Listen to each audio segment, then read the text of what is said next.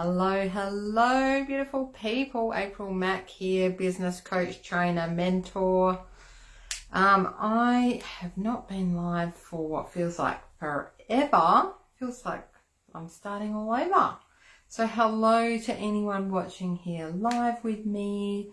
You know the drill. Say hi as you come on so I can see who you are, you beautiful, gorgeous people. And if you're watching on replay, then say, I was here, or, you know, I have been here, I arrived, whatever the fuck you want to say. I think we're going into wild mode. I think I'm going into wild mode, so I might be a bit sweary. So for those who don't know me, I do swear a bit. If you are offended or you have children in the background, you might want to exit. You just don't know. But anyway, so what I wanted to share with you is something that's been coming up for lots of my clients and for me. And it's something that always comes up for all of us. And it's really how do you stay out of overwhelm, because we are super busy. Most of us have busy lives. If you don't have a busy life, then, you know, good on you and bloody awesome. But many of us have parenting, you know, wrangling of the parents. Our own parents are aging. Mine certainly are, and they need extra love and attention. Managing a business. You might be managing work. You might be looking for a relationship or in one, and all the trickiness that comes with that. And overall, these things can make us feel kind of stressed at times, right? So what I wanted to share with you is something that I've discovered over the last few years, and that I've been practicing more and more and more. And the more I do it, the more I realize how incredibly important it is. In fact, it's so important that it's the only thing that I need to do, like literally the only thing. And I forget about it sometimes, but I have remembered enough times now to know that it's the most important thing. And what it is managing my energy, looking after my energy, and making sure that I stay as high vibrationally as possible at all times. And that doesn't mean feeling happy all the time. When I talk about high vibe, I'm not saying you got to be happy and joyful all the time. Not at all. I'm saying high vibe. So I'll talk about it. I'll talk to you, you know, some of you will know what I mean and some of you may not. So this is about managing your energy. So everything in the universe is energy. Everything. Every single thing we're all vibrating, and we're all vibrating at different frequencies. And the higher we vibrate, the more joyful, the more peaceful, the better we feel. And often when we get stressed and we go into overwhelm, our vibration starts to decrease. We start to feel gross. We start to feel stressed and tired, and our vibration gets lower and lower and lower until we feel pretty shit. We might get sick, all of those things. So when you make it your number one focus to focus on keeping yourself high vibe and vibrationally as clean as you possibly can, it means that everything else you do, everything like parenting, working, you can do with a lot more ease, a lot more peace, a lot more joy. So making your one focus, your energy at all times, means everything else just kind of falls into line. And so once I realized that, you know, and I've got clients where they're stressing over this or that, and I'm like, your number one job is just to keep your energy clean. It just allows us to let go of trying to prioritize everything and trying to figure out, well, what should I focus on now? And, you know, I'm being pulled over here, I'm being pulled over there. Don't worry about it. Just focus on the thing that you control, which is your energy. You can control it. It's totally within your control to work on it and to keep it clean. And like I said before at the beginning, it doesn't mean you'll always be joyful and happy. I'm not saying that. So I've just got to open this door because it's super hot in here. It doesn't mean you're always going to be joyful and happy. It just means that you're going to be vibing as high as you can.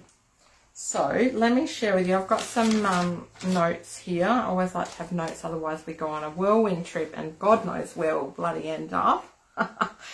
So, and please feel free to comment as well, and I will come back to your comments either during or at the end, because I always love to have a bit of a conversation on here. Let me see. I wrote some notes that I've pretty much covered. But the practical things, I want to share with you the practical things that you can do. So the first thing is really being mindful and noticing that your energy does dip at times. So noticing as it's dipping, rather than waiting till you're down in the fucking gutter and you can't get up again, or you're so ill that you can't get out of bed, you notice it as it dips and you say, my energy, it's feeling different. I feel it dipping. Okay, what am I going to do? So actually the step before that is to make managing your energy your number one priority above everything else, above parenting, above serving, above, looking after family and friends. It has to be your number one priority, because once you look after your energy, it's like fitting that, your mask first on the aeroplane before, so other people don't die. You've got to fit yours first. So it's that. So notice, after you've made it your priority, notice when it dips. That's the first thing. So be really, I guess, aware of your energy. And I'm not talking about energy as in, do I have enough energy to run up the stairs? It's just like your mood. It encompasses your mood. How do you feel? Are you feeling stressed, overwhelmed, or are you feeling, pretty peaceful right now? Like, even though things are going, really, you've got a lot on, do you feel at peace? Is your mind chattering away like a maniac, or is it pretty calm? How rocky is the sea for you at any point in time? Are you riding the waves easily, or are you fucking getting turned under, So notice it. That's the first thing. Then ask yourself along the way, through the dips and in the up times, what do I want? What do I want to be doing? Not what should I be doing, but what do I want to be doing right now? Now, we can't do what we want 24/7, of course. There are some things that we have to do that aren't what we want to do. But if you're asking yourself that question constantly as in daily, throughout the day, it will help you make better decisions to support your energy. So if your partner says to you, hey, let's go for a bike ride right now, ask yourself first, don't just say yes. Do I want to do that? Do I feel like I could do that right now? Is it what I want to do? Or actually, do I really just want to stay on my bed and read a book right now? Your partner says, let's watch a movie, but you're reading a good book. Do you want to, what do you want to do? Ask yourself often ask yourself. I'm repeating myself there, I know, but it's such an important one. I know you need to get it. I've needed this for myself. I went for years never asking myself what I wanted, always outwards facing, always trying to serve everyone else. I got so depleted, I got very unwell, so I'm really wanting you to avoid that. So asking yourself what you want. Next thing is work with your modes and your cycles, whatever floats your boat in terms of that. If you don't know what I mean, if you're a woman, you've got your menstrual cycle and you can work with that. If you don't know about it, there are different times of the month when you will be more productive and want to be more outwards facing versus more, inwards facing. So find out about it. If that interests you, then understand that and look it up. There's so much information out there about it. You can, research it till the cows come home. That might be one way you want to look at how you divide up your time and life and where you spend energy. Another mode and cycle to think about is your soul mode. Now, you probably, if you've watched me before, you've heard me talk about soul modes. It's a concept developed by Carly Marie, who's written a book all about it. Australian woman, she's awesome. You can get the book anywhere, just look up Soul Modes by Carly Marie. And we cycle through as women, So if you're a man watching, this might not apply to you. I'm really not sure how it applies to men, but I'm sure men do actually go through various cycles as well. It's just I'm not an expert in it.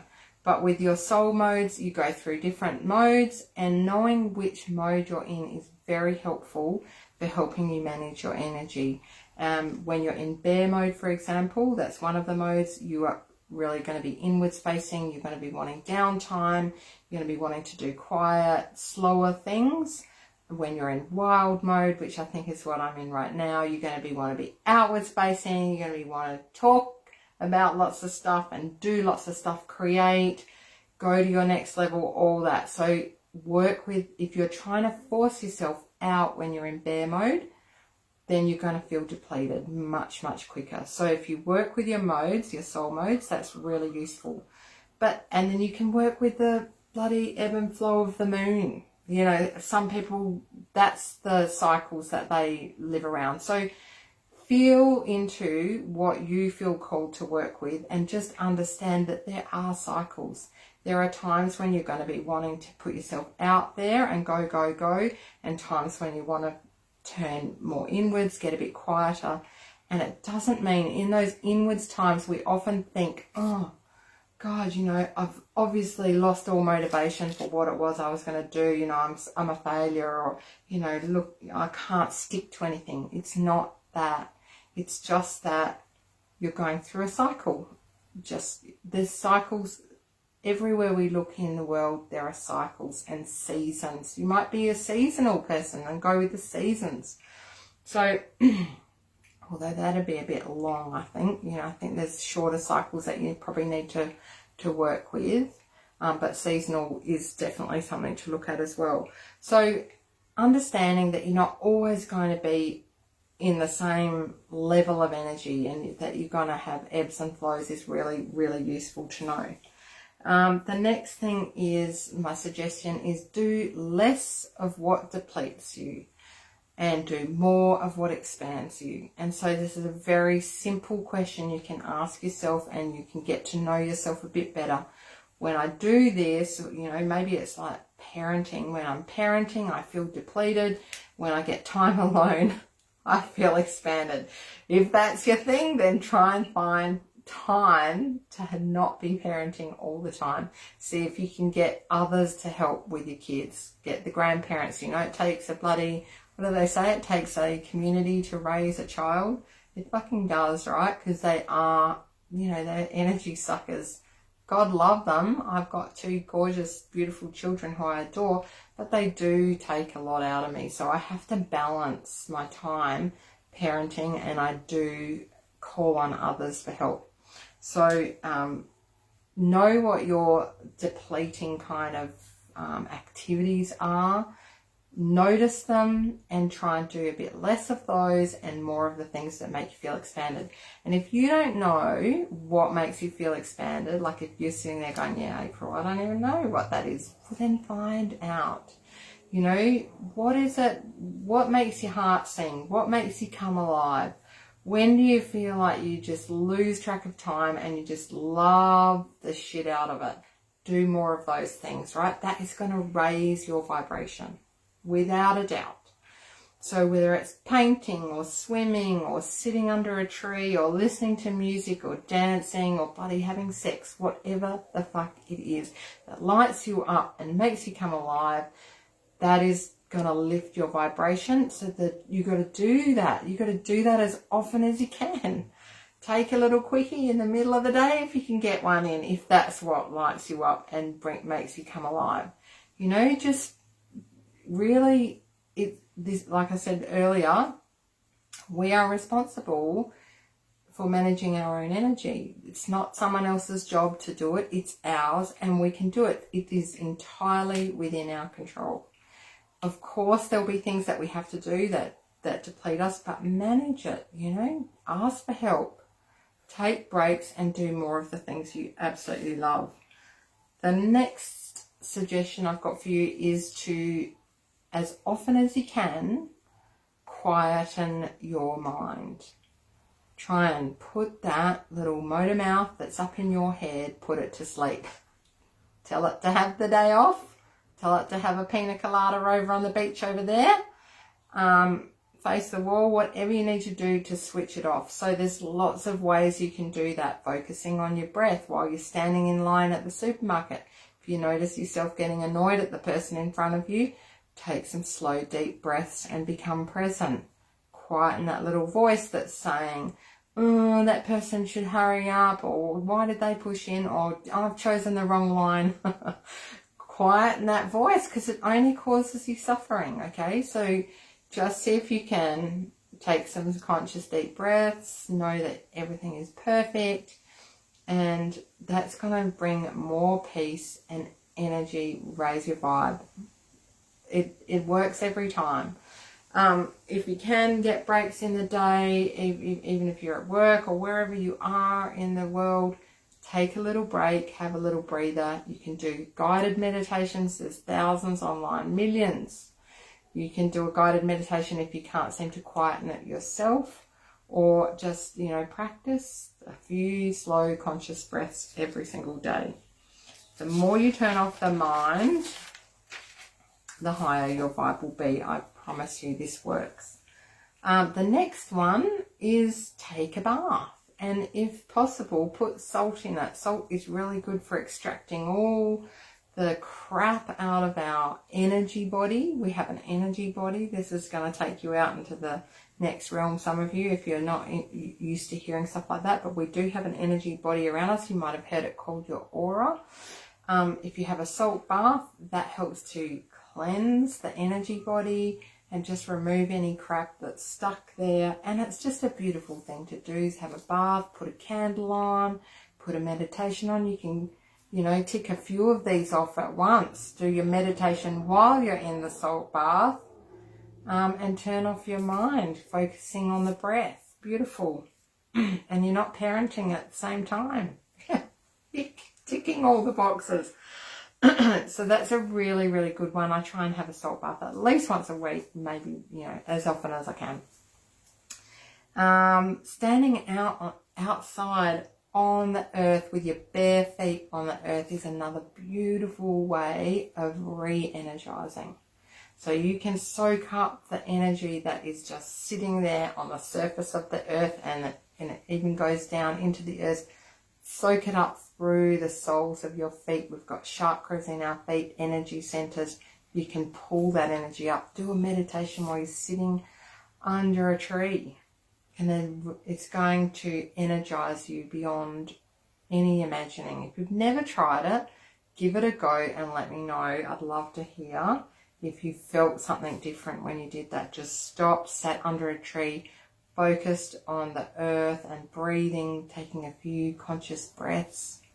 Tell me how that feels. I bet you it's going to feel fantastic. And the next thing, the final one that is really out there, some of you will be just like, oh my God, what is she talking about? Is chanting. Chanting mantras or mantra. You can say it either way, depending on where you come from.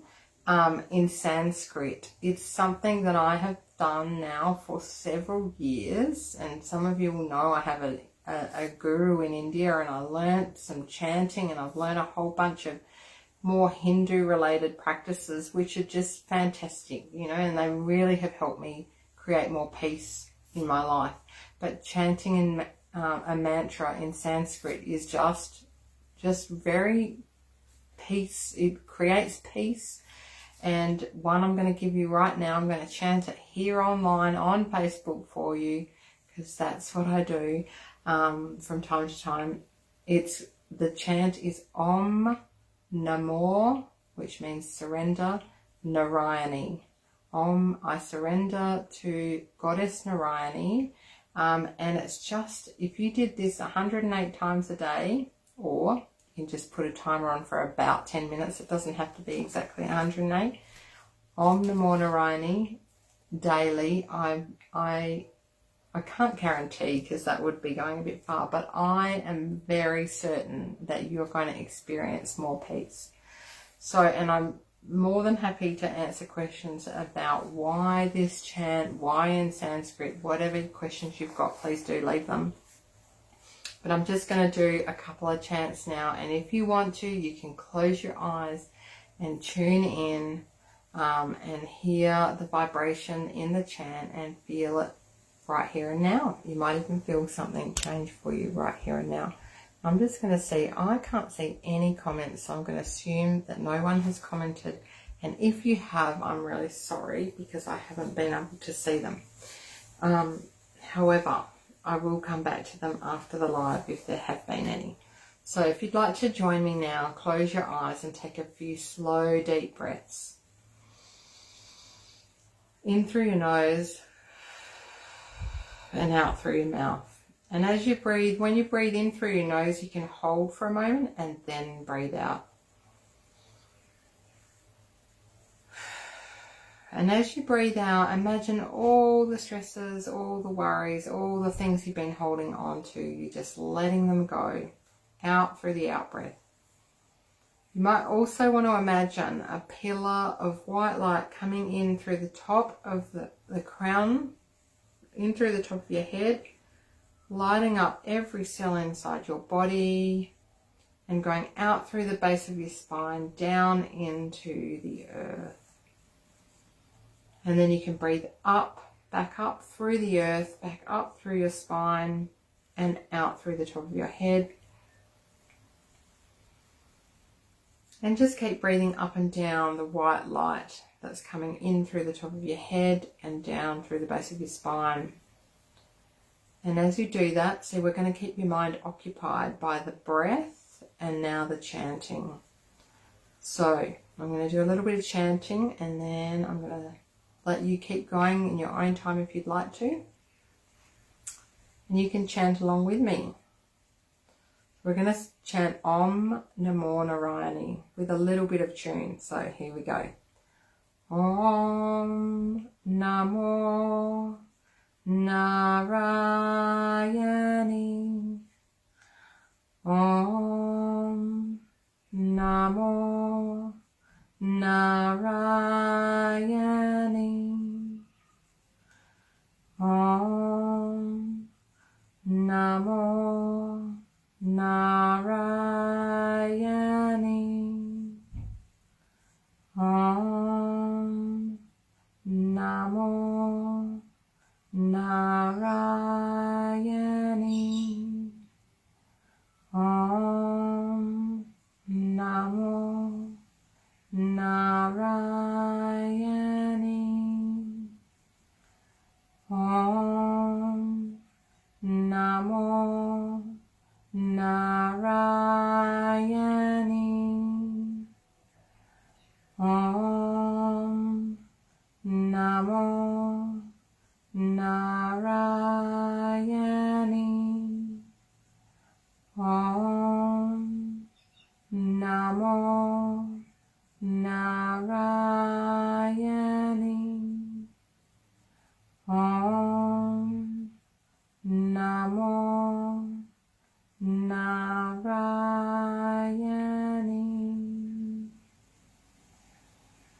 Take one more deep breath in and out. And then when you're ready, if you're still there, open your eyes with a big smile. Hands in prayer mudra. Be feeling the gratitude for the life that's coursing through your body. Now, hopefully you feel a little bit more peace happening right now, right here. Who knows? Again, if you found this useful, let me know. If you've got any questions, please do leave them. I will come back to them. And I hope there's something there. Hopefully one of the things that I've given you today, one of the tips, has been useful for you. And I really just felt called to share it. So have a beautiful day, evening, morning, afternoon, wherever you are in the world when you're watching this. And I shall see you online soon. Lots of love. Bye for now.